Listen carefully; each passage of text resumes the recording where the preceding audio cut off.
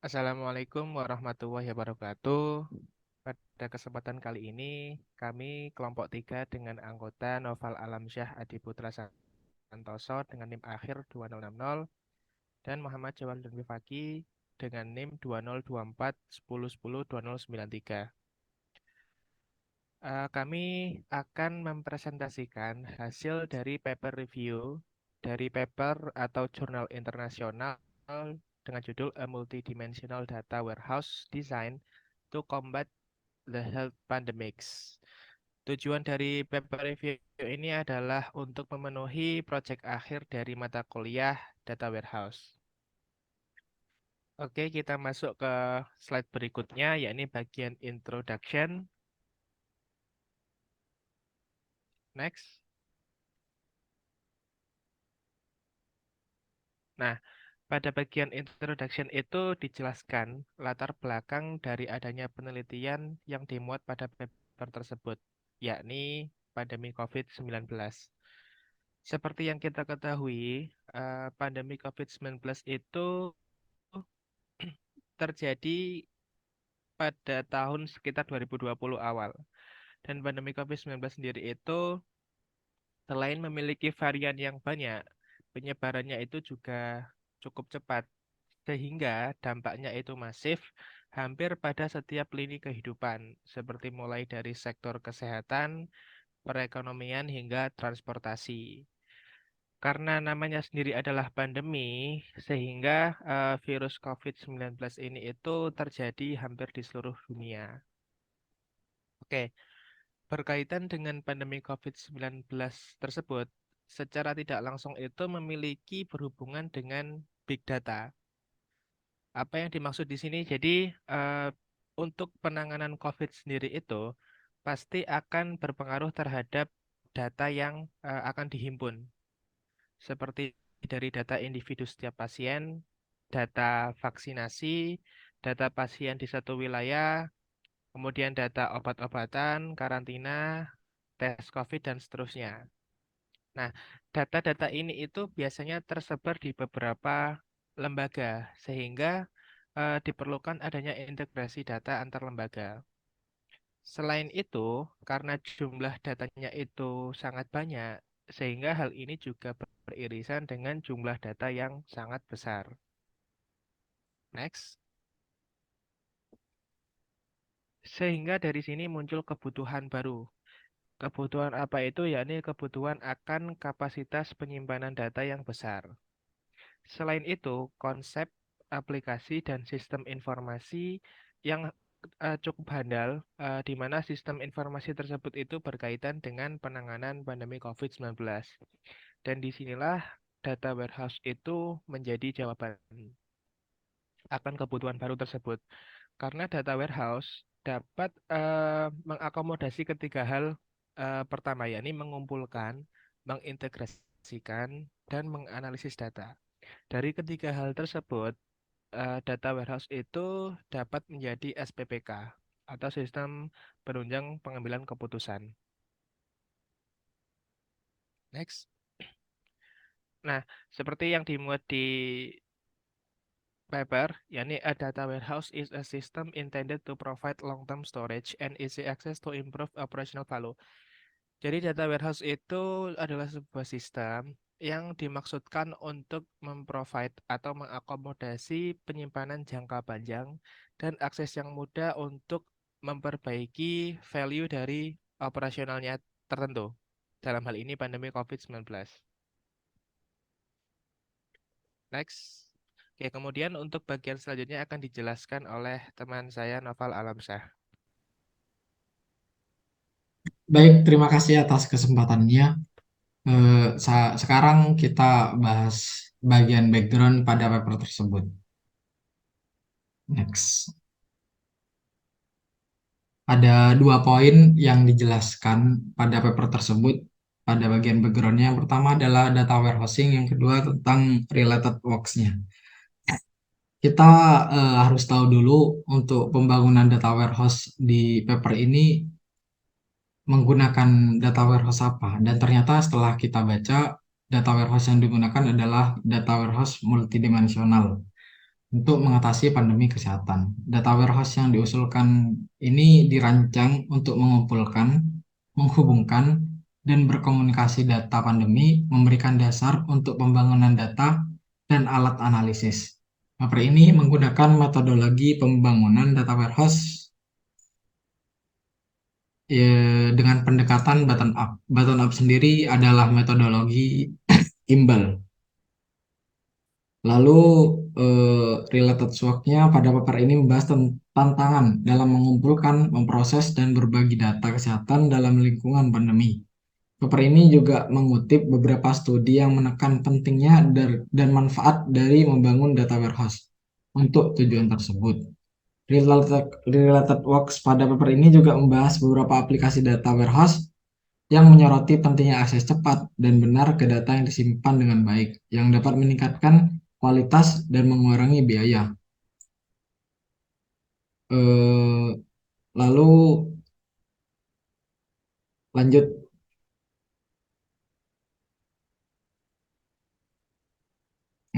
Di pendekatan bottom up sendiri sesuai dengan paper ada 3 tahapan.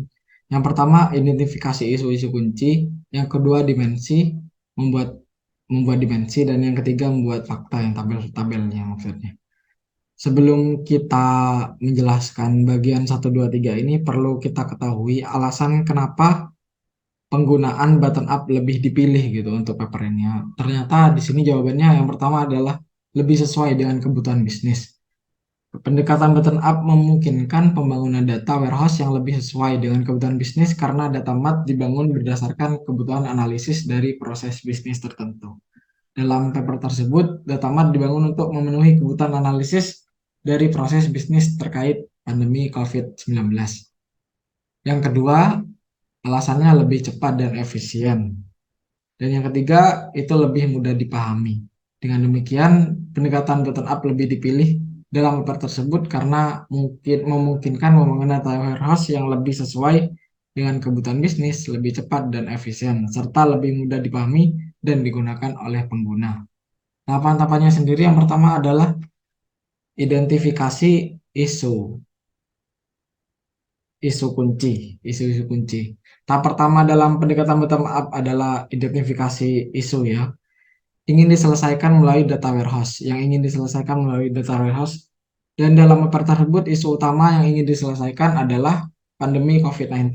Beberapa masalah yang diidentifikasikan dalam tahapan ini antara lain kontak dengan individu yang sehat oleh pasien, proses pengujian dan vaksinasi, deteksi penyakit, dan karantina.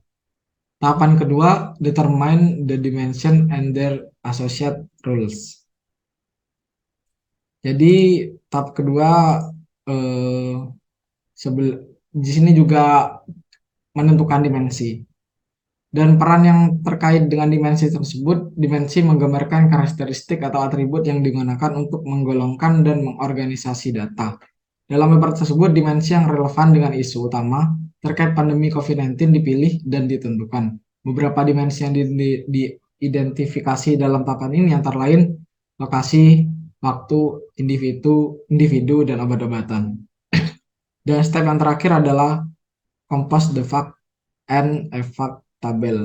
Jadi kita membangun tabel faktanya, yaitu menggabungkan dimensi dan fakta untuk membentuk tabel fakta dan data mart. Fakta mengacu pada data numerik atau kuantitatif yang akan dianalisis dalam konteks proses bisnis yang dipilih. Dalam paper tersebut, fakta yang relevan dengan isu utama terkait pandemi COVID-19 diidentifikasi dan ditentukan. Beberapa fakta yang diidentifikasi dalam tahapan ini antara lain lokasi, kontak pasien, vaksinasi, pengujian penyakit, proses karantina, gejala, dan obat-obatan. Dan berikut merupakan tahapannya ada 3. Selanjutnya, eh, kita masuk kepada dimensi tabel.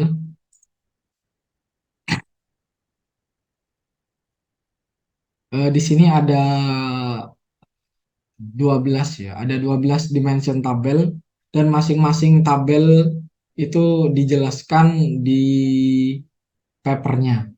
Dan di sini ada tabel dimensi tabel yang memiliki turunan gitu. Seperti dim citizen. Dim citizen ini ada turunannya, yakni seperti dim citizen living habits, dim citizen comorbidities, terus dim kontak dan dim citizen dark. Dim citizen living habits berisi informasi tentang kebiasaan hidup tidak sehat individu seperti merokok, malnutrisi, dan minuman berlebihan. Nah, seperti itu. Hal tersebut tentunya mendukung apa? Ini juga berdasarkan pemilihan granularity gitu dari setiap dim hingga ada beberapa tabel dimensi yang memiliki turunan. Dan mungkin penjelasan tentang tabel dimensinya selain tentang ada turunannya di sini sudah menjelaskan gitu terkait apa ya di apa ya sama dengan judul gitu tuh. Seperti distrik di sini ada distrik untuk tempat-tempat yang yang kebanyakan orang positifnya positif COVID itu maksudnya. Lalu ada vaksin di mana lokasi-lokasi vaksin seperti itu. Lanjut, yang akan dilanjutkan oleh rekan saya.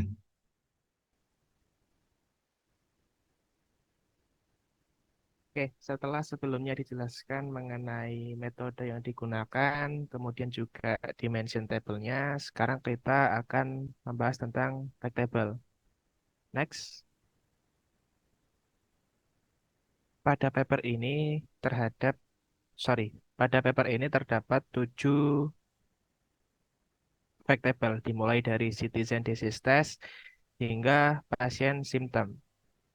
Oke, untuk masing-masing fact table ini, untuk lebih memudahkan menjelaskan, akan dijelaskan dengan menunjukkan ERD pada bagian berikutnya. Next. Oke, kita masuk ke ERD yang pertama, pada fact table citizen disease test. Oke, pada bagian ini terjadi identifikasi individu yang melakukan pengujian penyakit. Di tabel ini juga menggambarkan pasien mana yang melakukan tes, kapan, dan di unit kesehatan yang mana. Nah, untuk atribut kunci yang digunakan di tabel ini itu ada Citizen ID. Nah, Citizen ID ini mewakili informasi pribadi individu. Kemudian untuk disease test ID itu mengidentifikasi jenis atau nama tes yang dilakukan oleh warga untuk mendapatkan informasi tentang status kesehatan mereka. Kemudian ada date ID yang menunjukkan informasi tanggal tes penyakit dan health unit ID untuk menunjukkan unit atau lokasi di mana warga melakukan tes kesehatan. Nah, untuk Citizen ID itu diambil dari Dimension Table Citizen. Disease Test diambil dari Dimension Disease Test. Kemudian Date ID diambil dari Dimension Time. Kemudian untuk Health Unit ID diambil dari Dimension Table Health Unit. Next. Untuk fact table yang kedua, yakni Citizen Quarantine Fact Table. Jadi dia berelasi dengan tiga buah dimension tabel, yakni citizen, quarantine, dan time. Nah, untuk fact table quarantine ini itu menunjukkan periode karantina yang diperlukan bagi pasien.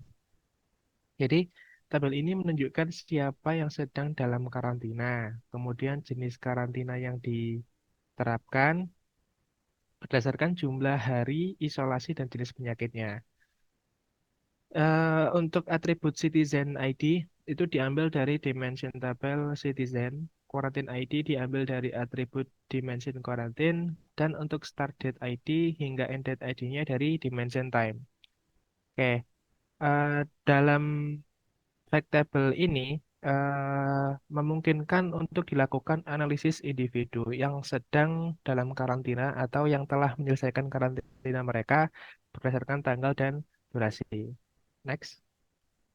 Oke, nah kita sekarang masuk ke fact table yang ketiga. yakni citizen vaksin faktable yang memiliki relasi dengan 4 dimensi tabel, yakni vaksin, citizen, health unit, dan time. Nah, eh, informasi yang menjadi fokus utama dari faktable ini yaitu merupakan proses vaksinasi terhadap suatu penyakit atau pandemi. Dalam hal ini COVID-19. Nah, tabel ini menunjukkan individu mana yang menerima berapa dosis vaksin tertentu. Kemudian di mana dia menerima vaksinasi dan kapan dia melakukan vaksinasi. Dapat kita lihat pada atributnya yakni Citizen ID yang menunjukkan informasi individunya, kemudian vaksin ID yang menunjukkan informasi tentang proses vaksinasinya, Date ID yang menunjukkan kapan dia melakukan vaksinasi, dan Health Unit adalah tempat di mana dia melakukan vaksinasi. Next. Sekarang kita masuk ke Citizen Venue Factable yang memiliki relasi dengan 3 dimensi tabel, yakni Citizen, Venue, dan Time. Nah, fokus utama yang ada pada Factable ini yaitu informasi terkait lokasi pasien yang berada dalam lingkungan yang sama dengan kasus positif penyakit atau memiliki potensi tinggi untuk terkena penyakit. Nah, tabel ini juga mencatat informasi lokasi terakhir masing-masing pasien. Termasuk yang venue ID ini, dia menunjukkan lokasi dari pasien tersebut. Date ID menunjukkan tanggal terakhir pasien pada lokasi tersebut. Dan yang terakhir, date ID-nya atau kapan dia berada pada lokasi tersebut. Nah, tabel ini juga berhubungan dengan dimension tabel yang venue, yang menyediakan informasi tentang lokasi dan jenis tempat, sehingga memainkan peran penting dalam menentukan zona resiko. Next, kita masuk ke variabel yang kelima, yakni patient fact table, yang menjadi fokus utama dari tabel ini, yaitu untuk proses tracing atau melacak warga yang terinfeksi virus. Nah, pada Factable ini, dia juga mencatat informasi tentang deteksi penyakit yang dapat kita lihat pada atribut disease variant ID. Kemudian untuk pasien status ID itu menunjukkan status pasien, yakni pasien baru, kritis, sembuh, atau pasien meninggal. Nah, untuk date ID, dia menunjukkan tanggal terkait dengan status pasien yang memungkinkan penggunanya itu untuk memperkirakan status pasien pada waktu. Terakhir untuk yang citizen, maaf, em, terus kemudian yang terakhir pada Factable ini juga berhubungan dengan Dimension Table Citizen yang menyediakan informasi tentang data pribadi warga sehingga memainkan peran penting dalam menentukan zona beresiko. Next. Oke, kita masuk ke yang keenam. Jadi pasien track factable. Oke, informasi utama yang menjadi fokus yakni penggunaan obat oleh pasien yang terinfeksi COVID-19. Di tabel ini mencatat data tentang obat yang digunakan oleh pasien yang ditujukan dengan atribut drug ID yang menjadi primary key dari tabel tersebut. Kemudian juga ada eh sorry, dengan adanya faktable ini memungkinkan referensi dalam analisis frekuensi penggunaan obat berdasarkan waktu dan jenis obat berdasarkan penyakit. Seperti itu. Next. Nah, kemudian yang terakhir adalah pasien sign symptom factable. Nah, yang menjadi fokus utama pada tabel ini yaitu proses pencatatan informasi tentang tanda atau gejala yang terkait dengan suatu penyakit pada setiap pasien dalam rentang waktu tertentu. Oke, terdapat atribut pasien ID yang merujuk pada citizen ID di mana pada Citizen ID itu menyimpan informasi tentang data pribadi pasien. Kemudian pada Factable juga ada Start Date ID dan End Date ID yang menunjukkan tanggal, tanda, atau gejala dimulai dan berakhir. Kemudian juga ada Sign Symptom ID yang digunakan untuk merujuk kepada Dimension Tabel Sign Symptom yang menyimpan informasi tentang nama tanda atau gejala. Nah, dengan adanya Factable ini, pengguna dapat menganalisis frekuensi dan durasi tanda atau gejala berdasarkan perkembangan penyakit. Tabel ini juga terhubung dengan Dimension Patient Table eh, yang menyediakan informasi tentang data pribadi pasien, sehingga memainkan peran penting dalam pemantauan tanda atau gejala. Seperti itu. Untuk kesimpulannya, untuk Factable ini memainkan peran penting ya, karena merupakan salah satu Factable yang mengelola informasi terkait pandemi. Oke, next. Kita masuk ke pembahasan query. Setelah dari dimension table, fact table, dan metodenya, kita masuk ke pembahasan query. Oke, kita masuk ke query yang pertama. Jadi untuk masing-masing query-nya itu, kita membaginya itu berdasarkan pertanyaan ya di paper. Jadi di paper itu ada pertanyaan yang kemudian dijawab dengan query.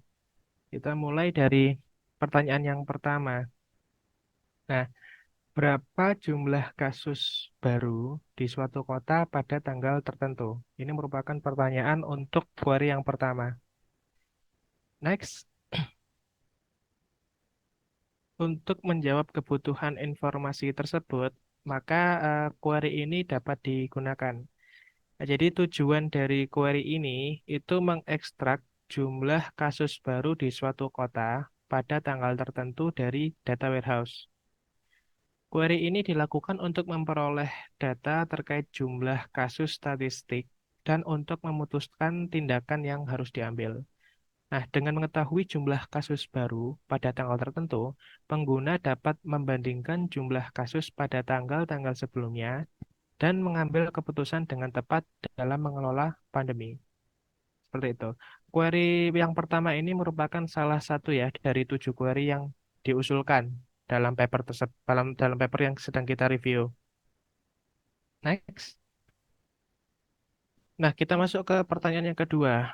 Berapa jumlah vaksin yang berbeda yang diberikan di suatu kota pada tanggal tertentu? Kita langsung masuk ke query-nya. Next. Nah, untuk mengakomodasi pertanyaan sebelumnya, query ini dapat digunakan karena query ini memiliki tujuan untuk menunjukkan distribusi jenis vaksin yang berbeda yang diberikan di suatu kota. Nah, ini sangat berguna karena masyarakat dapat memperoleh informasi tentang jenis-jenis vaksin yang telah diberikan kepada mereka dalam suatu kota pada tanggal tertentu.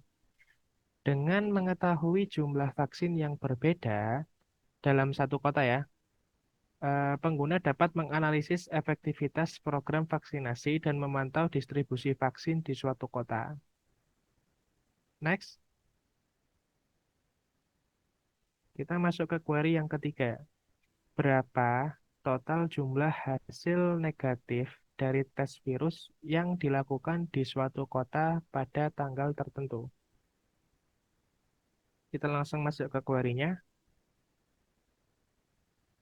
Nah, untuk mengakomodasi pertanyaan sebelumnya, query ini dapat diimplementasikan karena dia memiliki tujuan untuk mengetahui jumlah total hasil negatif dari tes virus yang dilakukan di suatu kota pada tanggal tertentu.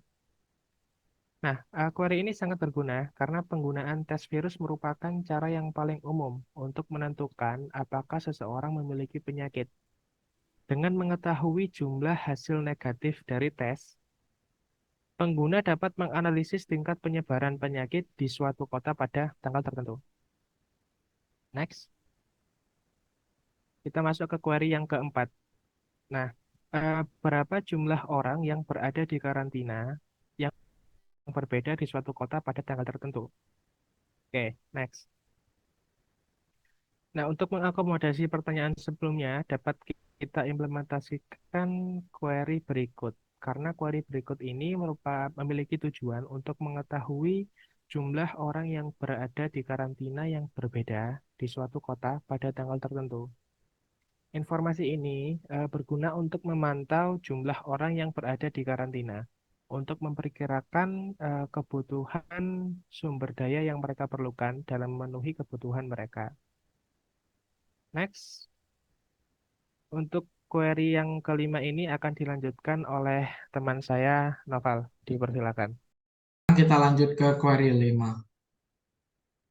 Pada query 5 ada pertanyaannya di sini, who are the individuals in a certain venue on a specific date? Lanjut. Nah, pada query 5 ini digunakan untuk menghitung jumlah pasien yang terinfeksi COVID-19 pada satu tanggal tertentu di suatu wilayah tertentu. Query ini menggunakan beberapa tabel fakta dan dimensi yang berkaitan dengan data kesehatan, seperti Fact Citizen Disease Test, Fact Citizen Vaksin, dim citizen, dim district, dan dim time. Query ini menggunakan fungsi aggregate count untuk menghitung jumlah pasien yang terinfeksi COVID-19 pada tanggal tertentu dan menggunakan klausa where untuk memfilter data berdasarkan tanggal dan wilayah tertentu. Query ini juga menggunakan beberapa join untuk menggabungkan data dari tabel fakta dan dimensi yang berbeda. Contoh query ini memberikan gambaran tentang bagaimana data dari tabel fakta dan dimensi dapat digunakan untuk menghasilkan informasi yang bermakna tentang pandemi kesehatan. Next. Yang keenam, kita masuk query keenam. Which individuals have taken a certain medication within a given date range? Lanjut. Untuk menjawab pertanyaan tersebut, kita bisa menjawabnya dengan query yang ada di screen. Query ini digunakan untuk menghitung jumlah pasien yang telah sembuh dari COVID-19 pada satu tanggal tertentu di suatu wilayah tertentu. Query ini menggunakan beberapa tabel fakta di dimensi yang berkaitan dengan data kesehatan, seperti Fact Citizen Disease Test, Fact Citizen Vaksin, dim citizen, dim district, dim patient status, dan dim time. Query ini menggunakan fungsi aggregate count untuk menghitung jumlah pasien yang telah sembuh dari COVID-19 pada tanggal tertentu dan menggunakan kelas aware untuk memfilter data berdasarkan tanggal dan wilayah tertentu. Hari ini juga menggunakan beberapa join untuk menggabungkan data dari tabel fakta dan dimensi yang berbeda. Contoh query ini memberikan gambaran tentang bagaimana data dari tabel fakta dan dimensi dapat digunakan untuk menghasilkan informasi yang bermakna tentang pandemi kesehatan. Next. Dan query ketujuh merupakan query terakhir yang ada pada paper tersebut. Query ini sebelum itu kita baca pertanyaannya, yakni what are the symptom and their frequency in a certain date range? Lanjut. Dan jawabannya di sini query ini menghasilkan daftar gejala, nama gejala dan frekuensi kemunculannya dalam rentang tanggal tertentu. Query ini menggunakan beberapa tabel fakta dan dimensi yang berkaitan dengan data kesehatan seperti fact patient symptom, dim symptom, dan dim time. Query ini menggunakan fungsi aggregate count untuk menghitung frekuensi kemunculan gejala dan menggunakan klausa where untuk memfilter data berdasarkan tentang tanggal tertentu. Query ini juga menggunakan beberapa join untuk menggabungkan data dari tabel fakta dan tabel dimensi yang berbeda. Lanjut. Dan yang terakhir, kesimpulan. Di sini kita bisa tarik kesimpulan dari paper ini adalah bahwa data warehouse yang diusulkan dapat menjadi solusi utama untuk mengatasi kompleksitas pengelolaan pandemi kesehatan. Data warehouse ini memungkinkan pengguna data tepat dan analisis yang akurat, terutama untuk aplikasi di seluruh negara. aliran data selama pandemi sangat cepat, sehingga pemerintah harus membuat keputusan cepat untuk melindungi masyarakat. Oleh karena itu, data warehouse yang multidimensional dan canggih menjadi kebutuhan mendesak dan mendasar. Paper tersebut juga menunjukkan bahwa model skema konstelasi fakta yang terdiri dari 7 tabel fakta dan beberapa tabel dimensi yang sudah dijelaskan tadi semuanya dapat digunakan untuk memperoleh informasi yang bermakna tentang asosiasi fitur medis melalui query dan analisis data. Skema ini memberikan format yang serbaguna untuk mengakses data dari data warehouse menggunakan query yang rumit. Paper tersebut juga memberikan informasi tentang bagaimana data warehouse dapat dirancang untuk memenuhi kebutuhan pengambilan keputusan yang lebih baik melalui analisis data yang akurat dan tepat waktu. Sekian dari kelompok kami. Apabila ada kesalahan, kami mohon maaf sebesar-besarnya. Kurang lebihnya, Assalamualaikum warahmatullahi wabarakatuh. Terima kasih.